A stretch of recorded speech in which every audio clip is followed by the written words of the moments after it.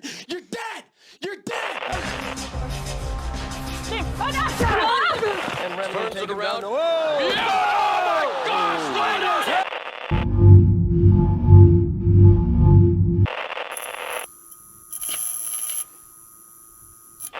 Fedor Vladimirovich Emelianenko was born in 1976 in the city of Rubizhny in what was then the Ukrainian SSR, or the Ukrainian Soviet Socialist Republic. His mother, Olga Fedorovna, who was a teacher, and his father, Vladimir Alexandrovich, who worked as a welder, decided that living in Soviet Ukraine was not depressing enough, so they packed their bags and moved to Stary Oskol in Russia when Fedor was 2. I'm kidding, I'm sure it was an enchanting place, like Disneyland, but with AK-47s. And instead of burgers and candied apples, you'd get malnutrition and squalor. Fedor would start training judo and sambo at age 11 and would be taken under the wing of Colonel Volgan. I mean Vladimir Voronov, who would stay by Fedor's side for many years. Voronov would later remark that initially there was nothing special about Fedor, but through hard work and stubbornness, he had exceeded his peers. Fedor showed the world that natural aptitude, although good to have, was not necessary to achieve greatness. In '94, Fedor graduated from trade school as an electrician and would go on to join the Russian army as a firefighter, and later as a member of the tank division. After countless hours of grinding on the mats, Fedor would land a spot on the Russian national team, a great honor no doubt, and it would not be his last. After falling on hard times financially, Fedor would ditch the Russian national team and start competing in MMA. Apparently, cheap vodka and steam baths make for a poor diet. Fedor would start training with Russian top team, where he would receive guidance from Sambo master Volkan. I'm not even gonna try and say his real name. It was around this time Fedor joined Fighting Network Rings, or just Rings for short, a Japanese combat sports promotion. Fedor would win all his fights in Rings except one. In his bout with Tsuyoshi Kosaka, Fedor lost via doctor's stoppage because of a cut from a stray elbow. Tsuyoshi had thrown a looping punch and missed, hitting Fedor with an elbow instead. The loss was controversial and was considered by many as just bad luck, but in the end it would do little to stop the rise of the emperor. After defeating Renato Sobral, Fedor was set to face Bobby Hoffman for the Rings heavyweight belt, but Hoffman declined the fight, citing an injury he had sustained previous, thus awarding Fedor the title by default.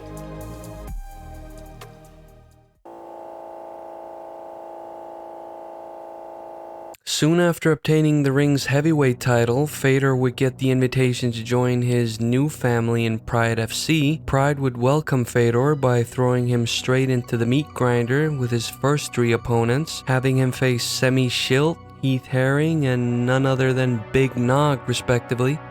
The Pride brass were expecting big things from Fedor. Either that, or they just wanted him to get beat up like a red-headed stepchild that got into daddy's special medicine cabinet.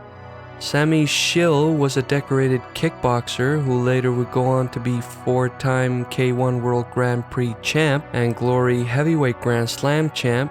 He was the only guy in K1 history to win the World Championship 3 times in a row, and he was 6'11", or 2.12 cm, so a very big boy. Fedor was only 6 feet, or 1.8 in comparison. At the time of facing Fedor though, Semi's kickboxing career hadn't started yet, but he was 22-11 in MMA, so he wasn't no punk. Of course, Fedor took him down. The whole fight was spent on the ground, with Fedor on top beating on the Dutchman and going for submissions. Credit to Semi though for managing to survive. Fedor's fight with Herring was much of the same. Fedor took him down and rode the Texas Crazy Horse like Seabiscuit, busting up his face with measured ground and pound. Fedor was very fast for a heavyweight. Not a lot of guys could move like he did, and he had the ability to generate a lot of speed while throwing short punches from top position. At Pride 25, only 2 fights into his Pride run, Fedor would get a shot at the heavyweight belt. He just had to get through Big Nog, who at the time was 19-2 and was considered to have the most dangerous guard game in those days. He also had a head made of cement. In a ballsy move, Fedor decided that he was going to spend the entire fight in Nogueira's guard. Yet, you know that guard that was notoriously dangerous? He escaped every single submission, most with relative ease, and punched Nogueira in the face with surgical precision, winning via decision. Fedor would never lose the heavyweight belt with a reign of 1,663 days. Fedor's first title defense would come against Kazuyaki Fujita at Pride 26. Fujita, who was known mostly as a wrestler, was a heavy underdog in that fight. Ironically though, Fujita managed to rock Fedor with a well-placed hook. Somehow, while Fedor was doing his Cossack dance, he managed to grab a hold of Fujita. The fight went to the ground with Fedor on bottom, but despite his efforts, Fujita failed to capitalize. Fedor managed to escape to his feet and delivered a disgusting kick to Fujita's midsection, followed by punches, eventually taking Fujita's back and getting the rear naked. When the fight was stopped, Fedor was still visibly rocked. He later said, "Fujita is the only one who hit me right, and he hit hard." At this point, Fedor had displayed all the abilities a great fighter needs. Exceptional striking, a slick ground game with dangerous ground and pound and submissions, durable, fast, and the ability to put it all together. What also made Fedor unique was his clinch game. Fedor would almost never go for a double leg like conventional grapplers at the time. His takedowns were mostly from judo throws and trips initiated from the clinch. He reminded me a lot of Karo Parisian in that aspect. After the Fujita fight, Fedor would tango with Big Daddy.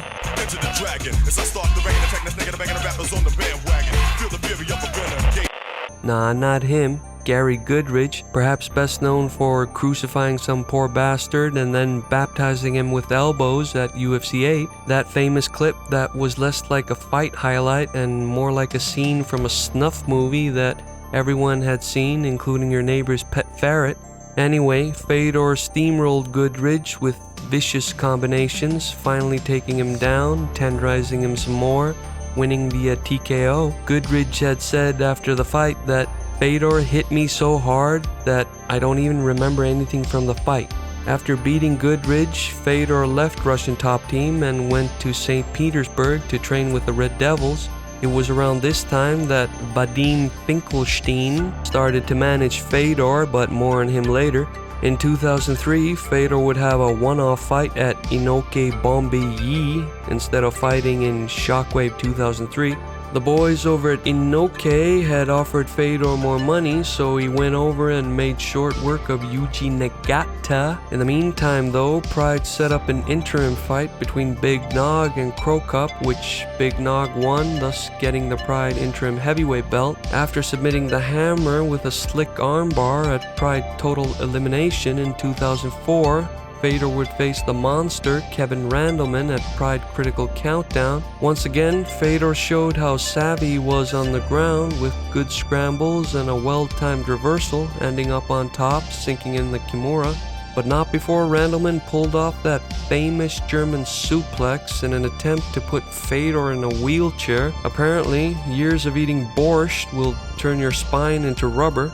At Pride Final Conflict, Fedor faced 6-time judo champion and Olympic silver medalist Naoya Ogawa in the Pride Heavyweight Grand Prix tournament. People wanted to see what happened if it went to the ground. Well, it did, and Ogawa was submitted in the first round. Fedor would face Big Nog again in the finals, and since Nogueira held the interim belt, it was not only a unification bout, but also to determine the winner of the 2004 Heavyweight Grand Prix. So, a lot on the line in this one. The fight was good, with Fedor doing some ground and pound and Nogueira going for a few submissions, but was stopped prematurely due to a cut Fedor got from a clash of heads. The bout was declared a no contest and was rescheduled for later that year. In their third and final fight, Fedor won via decision, outboxing Nogueira as well as delivering some decent ground and pound, with Nogueira just not being able to implement his game plan. Fedor's striking skills were never bad, but after he became a member of Voss Gym in the Netherlands and started training with legends like Ernesto Hoost and Denis Lebedev, he improved his stand-up considerably. And he would need those improved skills because his next title defense would be against Crow Cop. You know, right kick brain damage, left kick cemetery at Pride Final Conflict in 2005.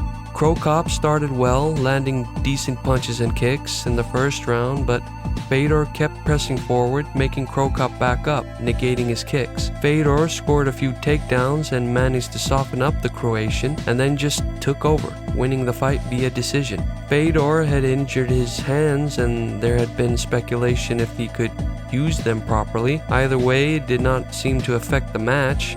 Fedor beat Coleman again at Pride 32, and when I say beat, Coleman's face looked like he had been on a double date with Chris Brown and Ike Turner.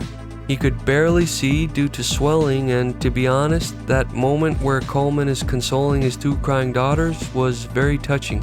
Coleman was a legend during his prime, but entirely too one-dimensional, especially against a guy like Fedor. And at Pride Shockwave 2006, Fedor would defend his Pride heavyweight belt for the last time against K1 champ Mark Hunt. Oddly enough, Hunt spent a good majority of the fight on top, even going for an Americana, but Fedor managed to defend and later secured a takedown of his own, winning via Kimura. Fedor was now 14-0 in Pride and had defended his heavyweight belt 3 times.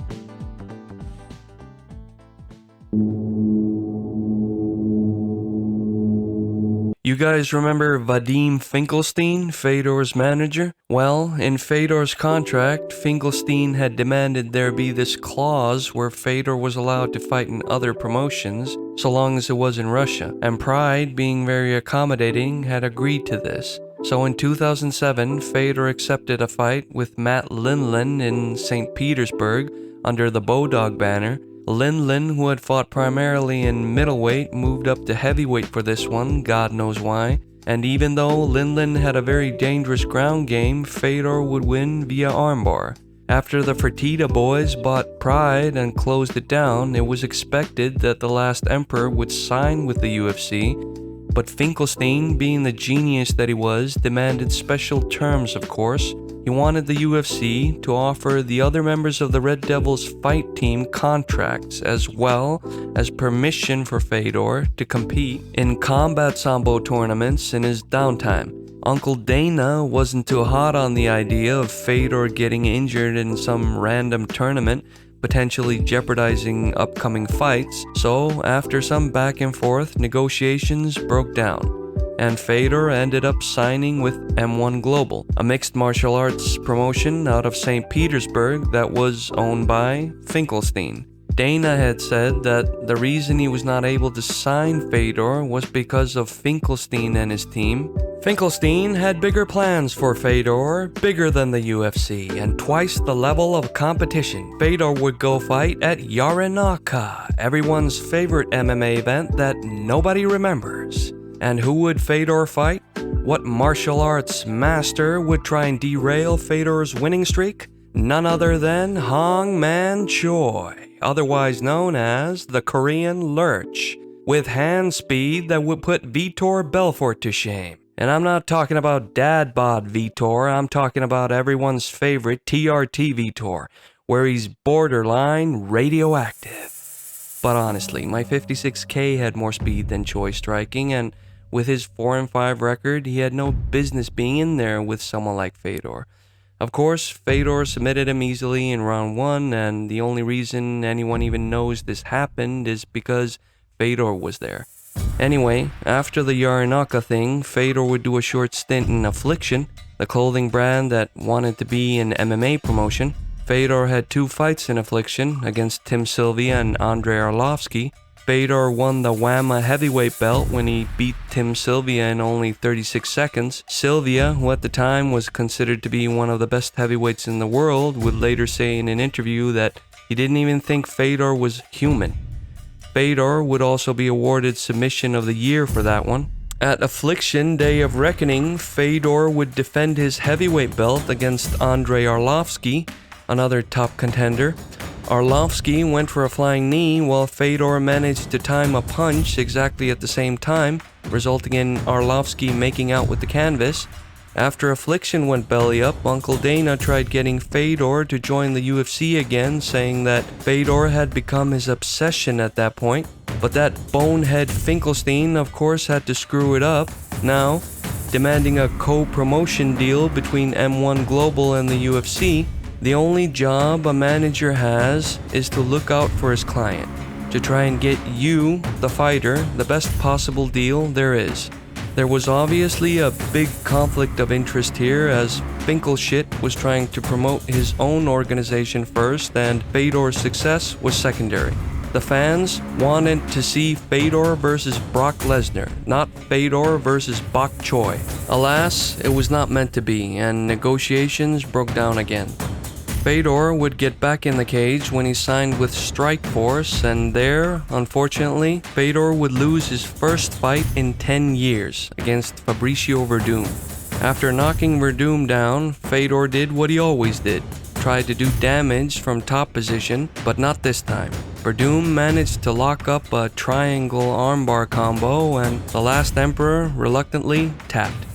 Verdum, who had been considering retirement because of accumulated injuries, would move on to get the UFC heavyweight belt and is still competing. And like that, a 27-fight win streak was shattered.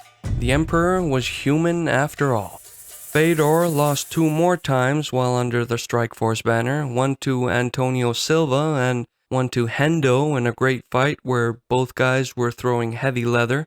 Fedor knocked Henderson down and was getting started with decent ground and pound, but Hendo, being the sly veteran that he is, managed to escape and delivered the H-bomb underneath the armpit and into the face of Fedor. After following up with strikes, the fight was stopped.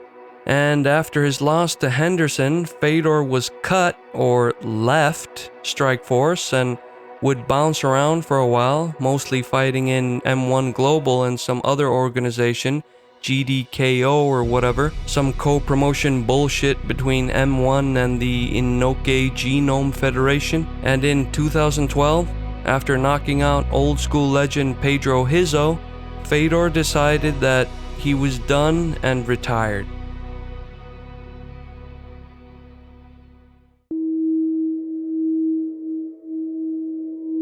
Fedor would be away from the sport for 3 years and resurfaced at the Rizin World Grand Prix in 2015, where he submitted some guy nobody's ever heard of, and then later taking part in Eurasia Fight Night Global, where he faced Fabio Maldonado. This fight was very controversial at the time because Fedor won by decision, and apparently the judges were appointed by the Russian MMA union. And people were saying, of course Fedor got the decision. He was at one point the president of that union. Now, if anyone would say that those judges were not just a little in favor of Fedor winning, I think I would have to agree. I'm not saying the fight was rigged. Maldonado dropped Fedor and landed decent punches, but so did Fedor.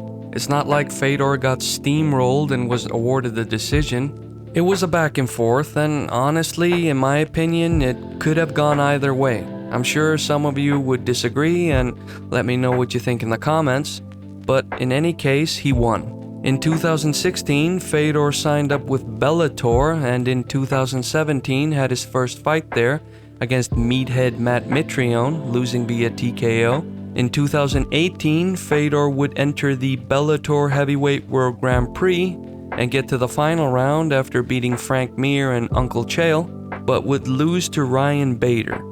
Bader would deny Fedor the Bellator belt, but you can't keep a good man down because Fedor would bounce right back, beating his next 2 opponents. A very bloated Rampage and a weird one where Rampage kind of gave up, I guess, and KOing Timothy Johnson. And here we are, end of the line, except Fedor is still competing at age 45, so I guess this story's not entirely over. We're just going to have to wait and see how the final chapter plays out.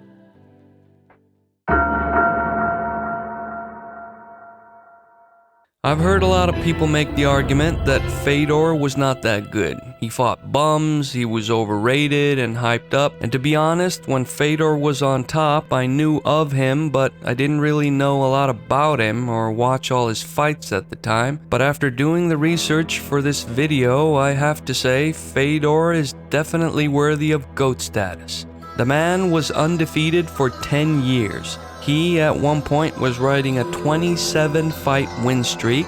Fedor had more gold than an Indian housewife with 11 gold medals in combat sambo. He defeated 7 former UFC champions. Without a doubt, one of Fedor's biggest strengths was his versatility. He had no weak areas. You want to stand and bang, he'll knock you out. Clinch, get ready for a judo throw. Go to the ground, he'll either pound your face in or submit you. He also had good scrambles, durability, and speed for his weight class. I know I sound like I want to suck the dude's dick, but after watching most of his fights, he totally won me over. Fedor has also been compared to Gretzky and Pele by his peers.